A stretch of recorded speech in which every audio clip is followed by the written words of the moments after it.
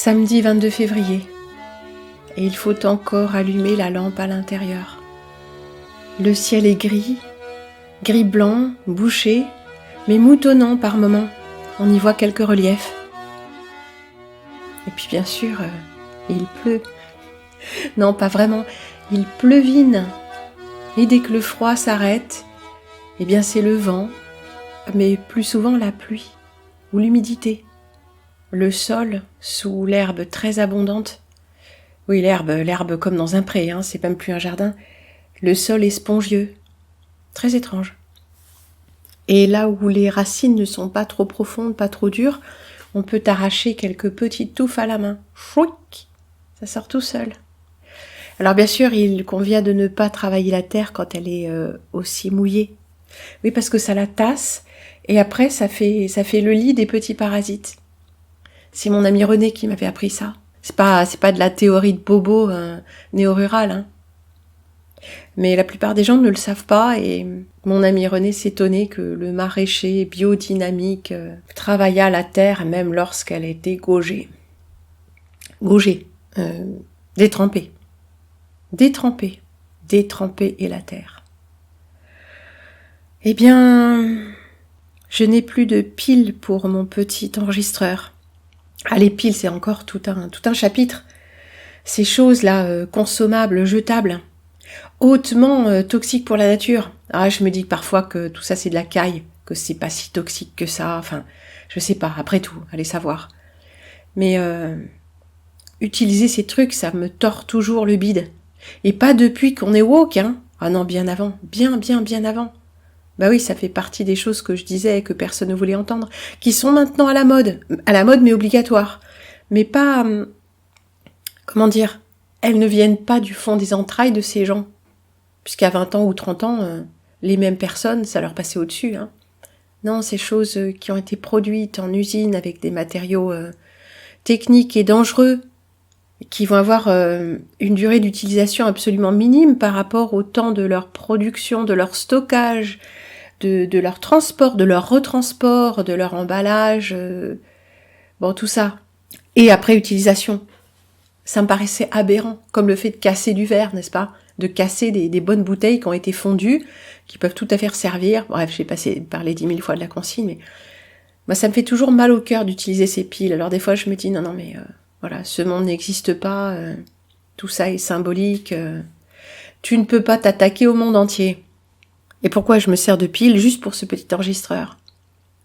Comme ça, voyez, je mets 2 piles dedans, je le pose sur un pot de confiture ou quelque chose pour que ce soit à hauteur, devant ma bouche. Sinon, on n'entend pas assez bien. Oui, sinon, il prend trop du son ambiance, comme la voiture qui vient de passer. Et au milieu des reliefs de mon petit déjeuner, attablé, les 2 coudes posés sur la table, bien à l'aise, je regarde par la fenêtre et je pars dans mon improvisation du jour, mes réflexions du jour, et puis mes yeux se ferment et je suis avec vous. Là non, je n'ai pas les coudes posés sur la table parce que y a pas vraiment la place.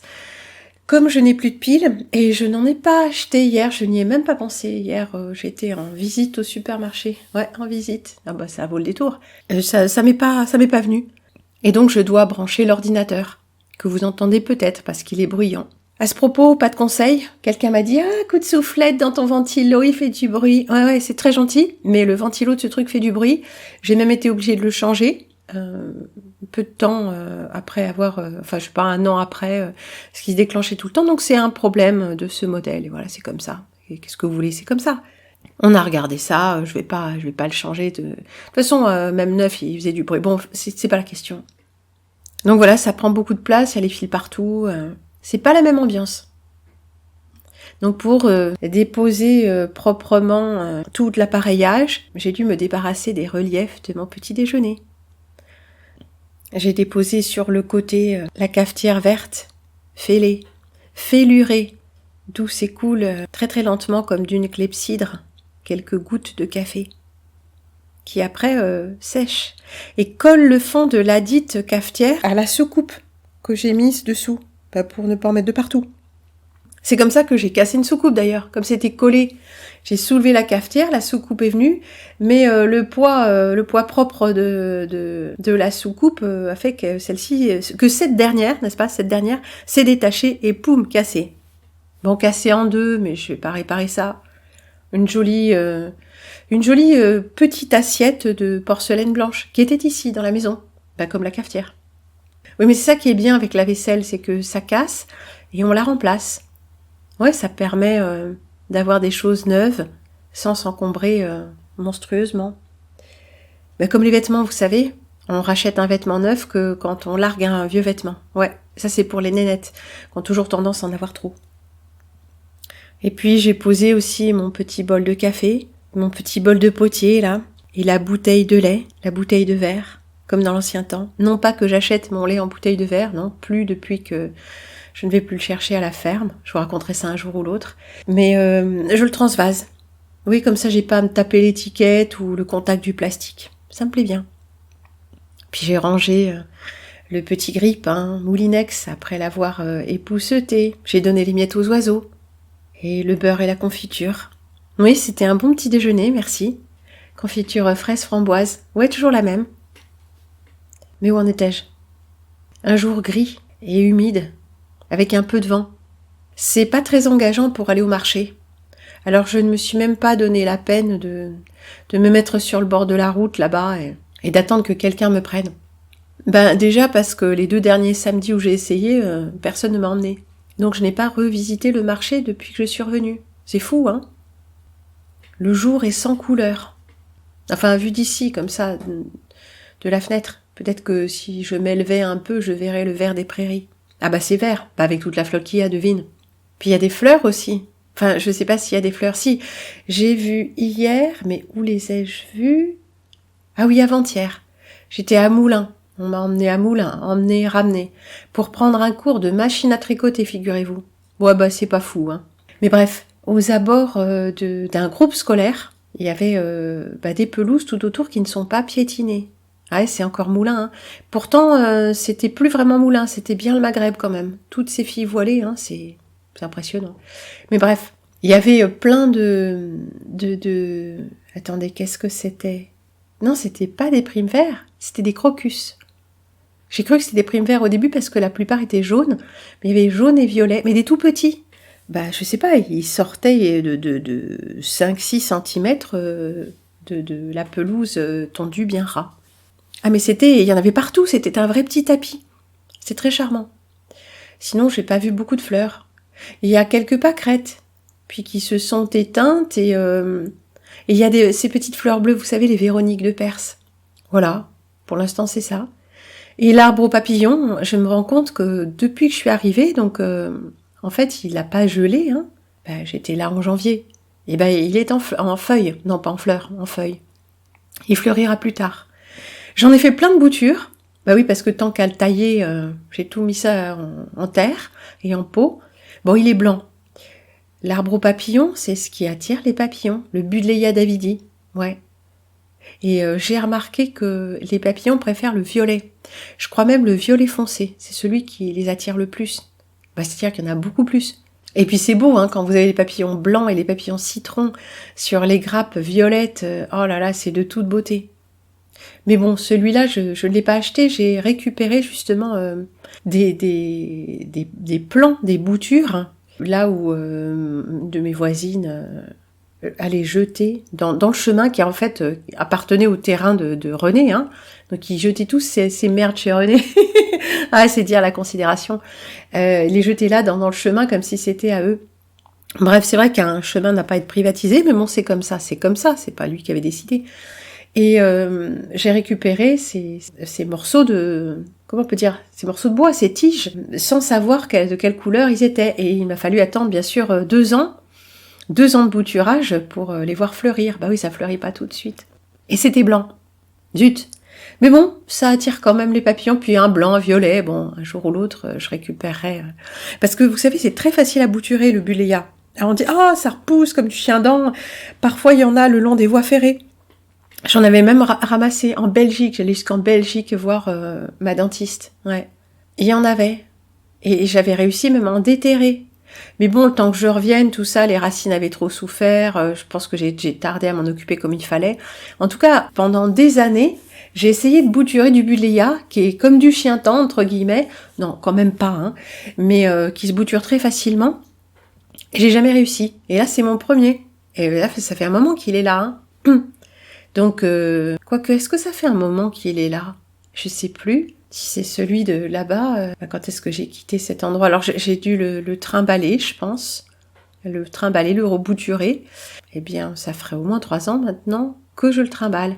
Il a peut-être 5 ans, ce petit buddleia. Ah là là. Oui, si on tient pas le compte, et on a vite tendance, on en parlait hier d'ailleurs, on a vite tendance à mélanger les événements de notre vie si on ne peut pas les relier à quelque chose de précis. Et moi, comme je déménage beaucoup, c'est assez facile finalement de retrouver parce que les choses que j'ai faites à un endroit, par exemple ce buddleia, je sais où je l'ai récupéré, et c'est quand j'étais à la roulotte, nord de Bourbon, tout ça, avant de partir, revenir, et puis donc c'est facilement datable, facile à dater quoi. Oui, je parle du buddleia parce que si je me décale un tout petit peu, je le vois. Ces feuilles vert sombre, un peu terne, d'un vert un peu terne, pas vilain d'ailleurs. Pour le reste, rien n'a poussé. Si, les bêtes repoussent. Ouais, il y en a au milieu des énormes touffes d'herbe. J'ai un petit peu dégagé autour, mais pas tellement plus. Je peux pas faire tellement plus puisque, comme dit précédemment, la terre est gaugée. Hier, lors du défilement du papotage en ligne, pendant l'édito, j'ai pu lire plusieurs remarques qui allaient dans le sens de ce que je disais. Ça se référait à ce que je disais dans l'émission, que nous ne pouvons plus communiquer avec notre entourage. Et surtout, peut-être que nous sommes devenus un peu misanthropes. Et ça se comprend. C'est très triste, mais ça se comprend. Nous avons changé d'état, changé de dimension intérieure, changé d'état d'être. Ce que nous voyons, ce ne sont pas des points de détail. Notre vision du monde a changé, donc notre vocabulaire, notre comportement, enfin tout a changé. Enfin tout. Non, on conduit toujours la bagnole pour aller au supermarché en passant à la pompe, oui. Mais on le fait pas avec l'esprit éteint. Il y a toujours ce truc.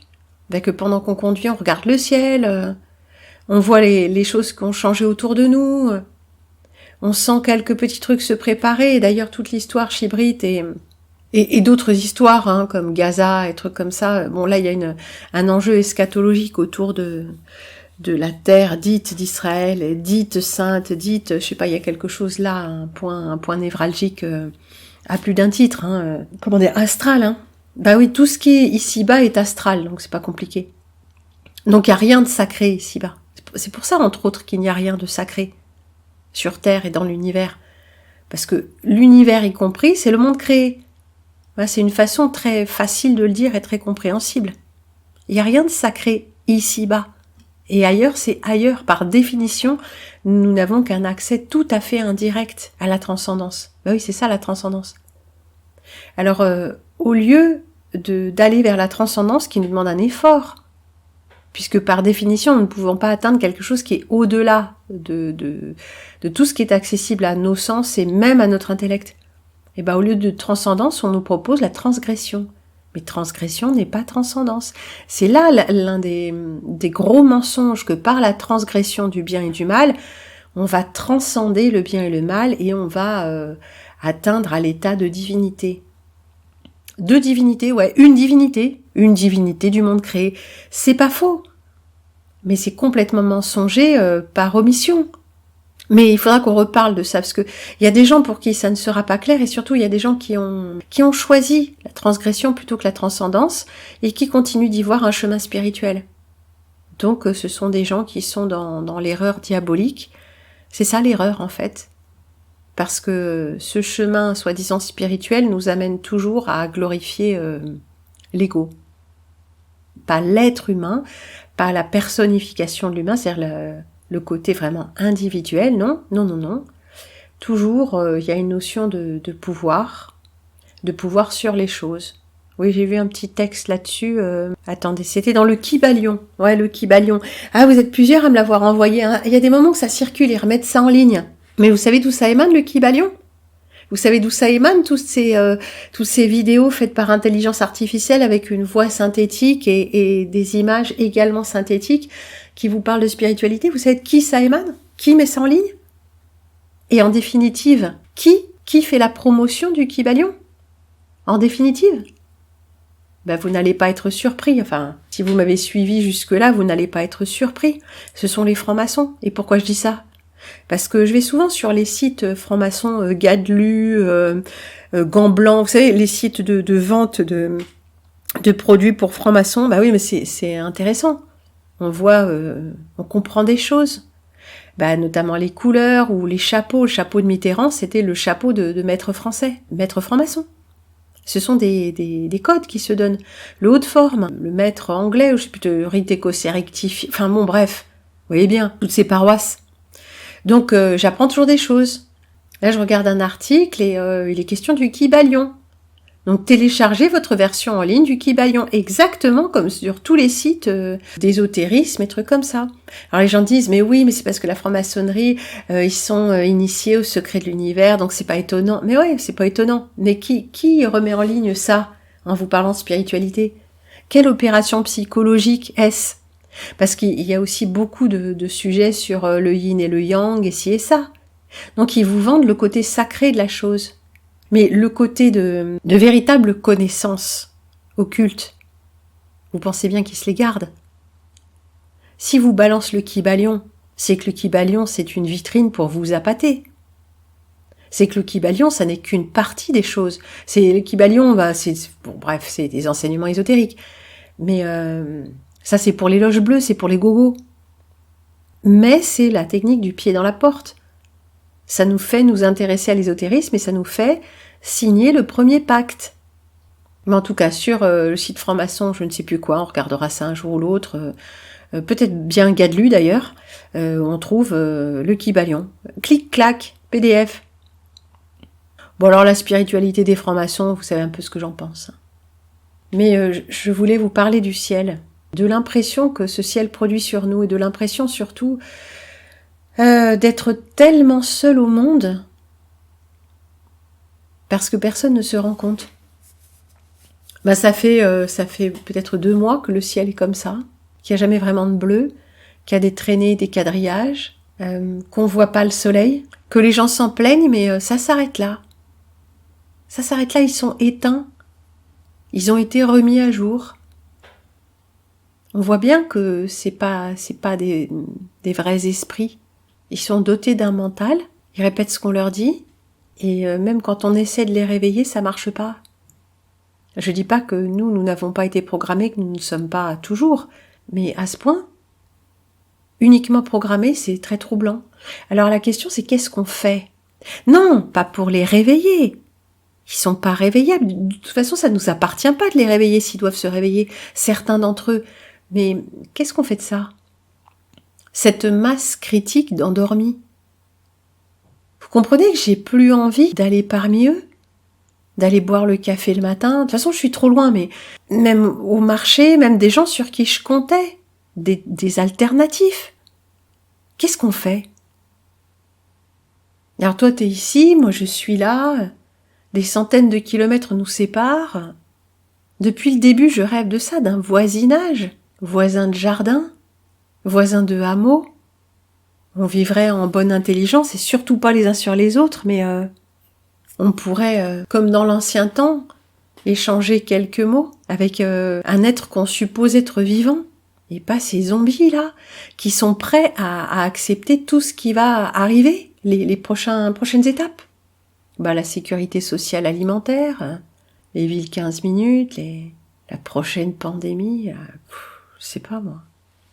L'intelligence artificielle partout. Sous quelle forme d'ailleurs? Et je me sens vraiment perplexe, parce qu'il faut continuer à participer à ce monde. Participer plus ou moins. Il faut bien se loger, manger, avoir une activité, avoir une raison d'être aussi. Et vous les parents là, avec la pression de l'éducation sexuelle, des injections, toutes les pressions qu'il y a sur vos enfants, comment vous faites? Bon, bien sûr, quand ils seront grands, ils se détermineront eux-mêmes, mais tant qu'ils sont sous votre responsabilité, vous non plus, vous n'avez pas d'autre choix que de participer à ce monde. Mais comment vous faites pour parler à vos collègues ou pour ne pas leur parler? Le grand écart devient vertigineux. Ou alors il ne l'est pas. Vous êtes obligé de vous éteindre en partie pour continuer à fonctionner dans ce monde. Mais c'est ce que nous avons toujours fait, nous éteindre. Je parlais d'éteindre le mental, mais il y a aussi le bouton pour l'intelligence, pour la clairvoyance, pour le fait d'être vivant, quoi. C'est curieux de voir ce vide. L'autre jour, avec cette personne qui me faisait l'initiation à l'utilisation de la machine à tricoter, là, elle était avec son petit garçon, là, qu'elle sortait de la voiture et tout, et moi je regardais sans ostentation, mais je regardais vraiment les traînées dans le ciel, au-dessus du moulin. Et il y en avait un paxon. Ah ouais, c'était bien net, bien droit, bien net, bien quadrillé, et j'avais pas mon appareil photo. Ouais, je sais pas si j'aurais osé faire une photo devant elle, mais je sais pas.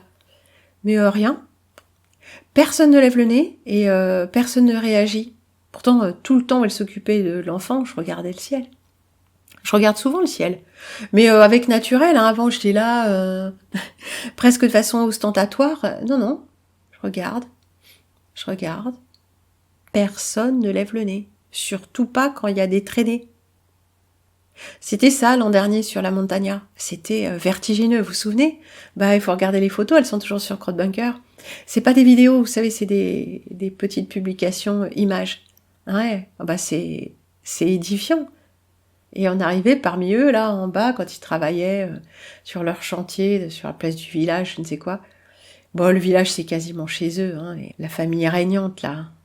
Et non, personne ne levait la tête, tout allait bien. Tout allait bien.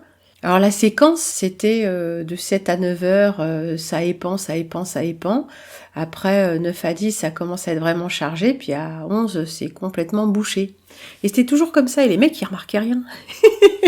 Et nous, on était là, on leur disait, ah oui, mais quand même, vous allez voir, dans 1 heure, il n'y a plus de soleil. Ah bon? Mais ah bon, c'est tout. Faut pas parler. Parce que, en fait, comme il n'y a personne à l'intérieur, ils ne sont que programmation. La programmation inclut, je sais pas comment dire, ils sont programmés pour ne pas voir, ils sont programmés pour ne pas se rendre compte qu'ils ne voient pas. Mais c'est une programmation. Et dès que on est un peu réveillé et on s'adresse à eux comme à des humains, c'est la programmation astrale qui s'active, donc qui s'énerve, vous comprenez? C'est l'astral, le démon, comme Jésus qui chassait les démons, vous savez, le démon c'est ça, le démon s'active pour ne pas qu'on ait accès à l'être humain. Sors de ce corps. Il y a du boulot, programmation astrale, possession démoniaque, c'est la même chose. Alors démoniaque, c'est pas forcément Satan. C'est des tout petits démons, des démons de crotte, des démons avec peu de pouvoir, mais il y en a beaucoup. Ils sont nombreux. Ils entrent, on l'a dit, de toutes les façons possibles. Les injections n'y sont peut-être pas pour rien, parce que aller foutre des trucs direct dans le sang des gens, qu'on sait pas trop ce que c'est qu'il y aurait dedans. Et puis après, tout ce qu'on ingère, qu'est-ce qu'il y aurait d'autre? Bien sûr, l'alcool et les drogues récréatives, les comportements liés à la pornographie, tout ça, c'est purement démoniaque. C'est des entrées du démon dans notre sphère énergétique et spirituelle. Enfin, spirituelle. Le démon ne peut pas y rentrer. Il peut juste couper les accès. Vous voyez, il rentre dans la maison et il coupe les fils du téléphone. Il peut pas faire plus. Et c'est pour ça que j'insiste. Le démon ne peut rien. Il peut juste nous pourrir la vie ici-bas. Parce que ici-bas, c'est son royaume. Mais au-delà, il n'a pas accès. Nous non plus, nous n'avons pas un accès direct. On ne peut pas s'envoler pour en dehors de ce monde du démon. Mais on a l'accès par l'esprit. Et c'est nous qui choisissons si nous nous branchons sur l'esprit impur ou sur l'esprit saint. La seule chose à quoi on reconnaît quelqu'un qui est animé par les forces démoniaques ou qui est animé par les forces de vie, ce sont ses actions. On reconnaît un arbre à ses fruits, c'est ça qu'il y a dans l'évangile. Des paroles de sagesse, bien sûr, on reconnaît un arbre à ses fruits. Il n'y a rien à vénérer ici-bas. Même l'univers, c'est ici-bas. C'est ça qu'il faut comprendre. Et l'univers, la terre boule, et l'univers infini. Ah oui, mais parce que c'est très très grand, au point d'être infini, ce serait tout. Ah non. Ah non. Et regardez, Dieu n'est pas là. Hein. Ah non, ben non, Dieu n'est pas là. Bah cherchez-le bien. Hein. Non, non, il n'y est pas. Il n'est pas là. La connexion à Dieu est en nous. C'est en ça que Dieu est en nous. Mais c'est pas moi Dieu. C'est toujours, il y a toujours une manipulation de l'esprit par le langage, une manipulation du mental par le langage. Et pour l'homme moderne, le mental, c'est l'esprit. Mais pas du tout, pas du tout. C'est pour ça que j'écris toujours esprit avec un grand E ou un petit E. Le petit esprit, c'est le mental, l'intellect, qui nous aide à clarifier les choses, mais qui peut aussi nous entraîner très loin. Parce que la pensée qui tourne à vide, elle est aussi démoniaque.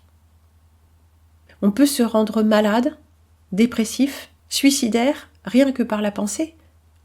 En poursuivant des pensées telles que « mais ça sert à rien, mais la vie ça sert à rien ». Oui, c'est vrai, parce que cet esprit-là, ce mental, il est lié à ce plan. Et il ne peut pas penser sa propre non-existence. C'est pour ça qu'il faut éteindre. Il faut éteindre le petit esprit, la voix du mental, pour que le grand esprit, l'esprit avec un grand E, pas le grand Manitou, l'esprit saint, puisse entrer en nous et nous vivifier et allumer notre intelligence. Il nous faut allumer notre petit esprit mental à l'Esprit Saint. Sinon, nos pensées vont toujours tourner autour des choses du monde. Et en définitive, que notre vie ne sert à rien, et que de toute façon on va mourir, et nanana. Mais ça, c'est le mental qui dit ça. Le discours et la promesse de l'Esprit Saint est tout autre. Tu es, je suis. Tout ce qui est ici-bas est une création limitée, un piège. Le mental, c'est lui aussi qui coupe l'accès au cœur. Vous savez, quand l'enfant devient raisonnable, il coupe l'accès à son cœur, à son imaginaire, à sa joie. On apprend à être raisonnable, on apprend ce qui est possible et ce qui ne l'est pas, ce qui est bien et ce qui est mal, avec une morale variable, bien sûr. Mais quand je parle de l'enfant, c'est pas l'innocence de l'enfant. Non, les enfants sont pas du tout innocents, c'est pas de cette qualité-là que je parle. Les enfants sont des êtres en devenir, avec des qualités mentales qui leur sont propres et qui vont se développer à l'âge adulte. Mais il y a des enfants pervers, faut arrêter avec le fantasme de l'enfant innocent. C'est pas là que ça se passe, la qualité de pureté de l'enfant. C'est pas là que ça se passe. C'est qu'un enfant doit être protégé statutairement, voilà, c'est tout. Après, il en va des enfants, des êtres immatures comme des êtres soi-disant ayant atteint la maturité. Tout le monde ne vient pas du même endroit spirituellement. Mais je parlais de la fraîcheur et de la créativité de l'enfance. La créativité, c'est le fait de jouer avec des bouts de bois. Après, quand on est adulte, on joue plus avec des bouts de bois, on rêve d'une Porsche. Et les adultes qui sont capables de continuer à rêver et jouer avec des bouts de bois sont les artistes. Mais je parle pas des artistes de l'Élysée, évidemment. Je parle des gens qui, avec un couteau et un morceau de bois ramassé, un bout de terre, vont, par jeu, réaliser quelque chose de beau, qui est pas forcément destiné à la vente, qui est pas forcément destiné à être vu, mais c'est cette joie naturelle qui s'exprime par la créativité, qui est impensable pour tous les gens qu'il y a autour de nous et qui ne sont pas vivants. Ah, ils bougent, ils sont pas vivants. Le démon a pris la place, la programmation, la soumission mentale. C'est comme un énorme asile d'aliénés avec les gens qui prennent leur traitement. Vous savez, vous ne savez peut-être pas, mais c'est le même traitement pour tout le monde. Ils sont tous pareils. Ils ont tous le même regard liquide et puis ils bavent. Tous. Ils ont le même traitement.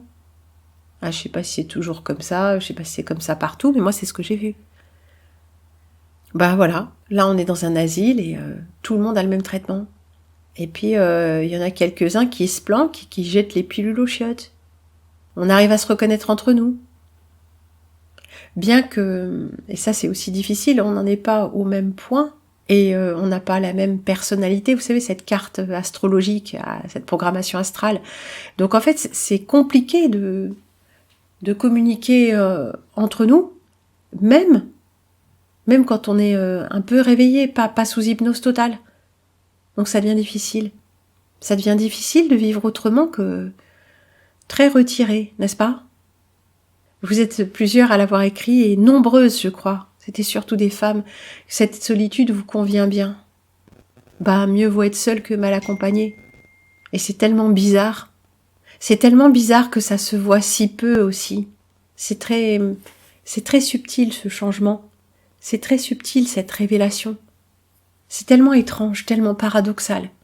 Que peut-être oui, il vaut mieux avoir la sagesse de regarder ça d'un peu loin et de continuer à cheminer seul sur ce chemin qui nous ramène, je l'espère, à la source.